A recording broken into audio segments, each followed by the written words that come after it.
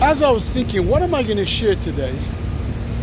I said it's so difficult for me to describe what's going on here from the last week Thursday with this building right over here. And I said, you know what, let me just share two stories that happened this week. The one on Sunday really was a very emotional story, and one that happened yesterday when I had the honor to be with the families of the members that are stuck in the rubble and families that lost their homes. We were in a room together with the president and public officials. Last Sunday, I was standing in the street with a police officer talking. Someone comes over to us, takes out an envelope, takes out a picture, and says, you see, this picture is me and my son. He said, my son was in that building. I mean, we weren't standing at this building, we were a few blocks away. My son was in the rubble. So I thought the next thing he's gonna say, could you please make sure we rescue him, bring him out alive, bring him out. And then he goes on to say, thank you so much for bringing his body back so that I could bury him. My son is an angel.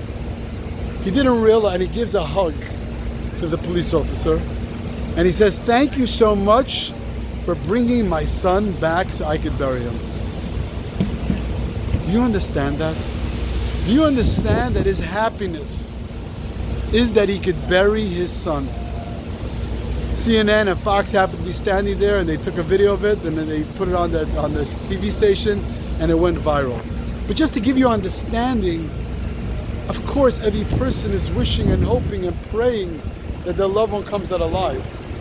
But if they're not, please, we want to be able to bury them.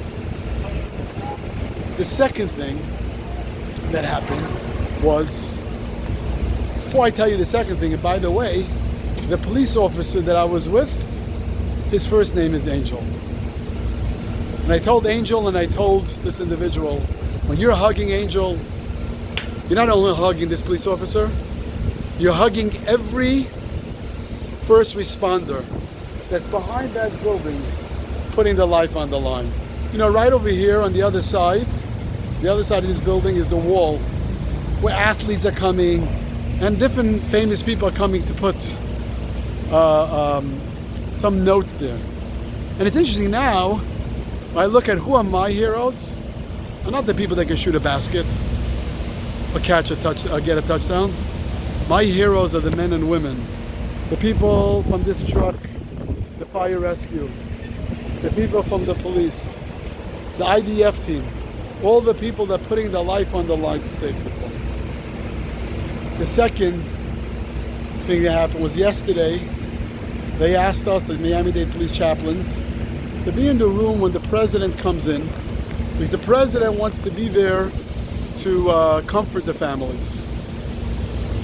I must tell you, this was one of the most inspirational, heartwarming, emotional moments of my life to experience. The president walks in, and in the room is the governor, in the room is our senators, there is Rubio, and Scott, and DeSantis, Debbie Wasserman Schultz, and our mayor, Donna Levine-Cava, they're all in the room, all sitting there. And the president, Biden, speaks, and then he goes from table to table, and he sits down by every table and talks to that family, gives them a hug. He wiped his eyes, sometimes in tears, and he did not leave for 3 hours. What I saw in that room was the President of the United States, the senators, the governor, the mayor, the families of the individuals that still are waiting to get the family members back. Families that survived and ran out of the building. Just remember, all those people that live in those houses, they can't go back to the house. Everything that's in that house is lost. They won't let them back in the building. But everyone was in the room. We had the chaplains, we had police, we had fire, we had the Secret Service. Everyone was in the room. You know what? Everyone was doing the same thing. Everybody was there to comfort each other. Everybody was there to say, what could I do to help you? Everybody was there to say, we are with you every step of the way. Please tell us what we could do. Republicans, Democrats, as we know, some of them are literally two sides of the aisle. But when you're standing there, I saw that unity. I saw that care. I saw that love. And I can tell you, I spoke to many of the families before and after, and I was talking to them, and they all said the same thing. Of course, this tragedy and this challenge is so deep and so painful and so difficult, they're crying. But it means so much to have everyone here. I saw them going and hugging the first responders, the people from fire and rescue, the people from police. I even saw the Secret Service that get very nervous when people get close to the president, but they kind of understood this moment, and they understood the president wants to be close to the people and the people want to be close to the president. I saw all hands on deck. I saw everyone really cares. And that reminded me again from the President of the United States to no matter who you are and what you are, in essence, we all really care and want to make a difference. We may have different political views. We may have different ways how we think the solution is. But in my hearts of hearts, I saw yesterday every single person in that room being a giant. Their heart being there, wanting to make a difference. The president and his wife, the governor and his wife, everyone there, really with one heart and with one love and with one care. You could feel that in the room. I don't know if there's another event that you could see that. My dear friends, you know what? We didn't have control of what's going to happen to this building. Maybe there were some people, but we're not going to get into that. That we have no control over. But one of the greatest tragedies in our country happened, we saw that, thank God we're blessed in a great country.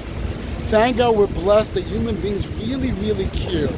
Human beings really, really feel the pain of other people and say, what could I do? From restaurants and organizations and rabbis and priests and ministers, everyone is saying this one theme I hear: what could we do? Please tell me what we could do. So my message for myself and my message for all of us: number one, we're so lucky to live in such a great country. We're so lucky to live in a world where so many people care and so many people want to make a difference. And we hope and pray that with this love and care that's out there, with this love and care that's out there, and we know this is in the Jewish calendar, is a period of time, also a sad period of time, that caused a lot of destruction of people not loving each other, not caring for each other. We hope and pray to God that this energy of Avas Yisrael, this energy of love and care of mankind from the top to the bottom, from so many different countries, there and saying, I want to make a difference. We pray to you, God, please, number one, make sure that this storm doesn't come here, because this will cause a great devastation to this area. And secondly, we pray to God that the love and the care and the outpouring of support we all have for each other, and we all feel like we are your children. With this blessing, it says, B'cheinu avinu kolanu ke'echad, that God is going to bless us when we're all together. Please, God, bless and protect over the first responders. Please, God, bless and protect our politicians, that they should continue to feel that unity and love for each other and for the community, and always think about what's best for the people. Please, God, bring support and comfort to the families that are struggling more than you could imagine. Please, God, give comfort and support to the families that lost their homes, even though they didn't lose their families. Please, God, let this coming week be a week of blessings and comfort to so many people they need. All your children are united. All we need right now is to continue with this amazing energy and all the blessings that we're giving each other. Shabbat Shalom.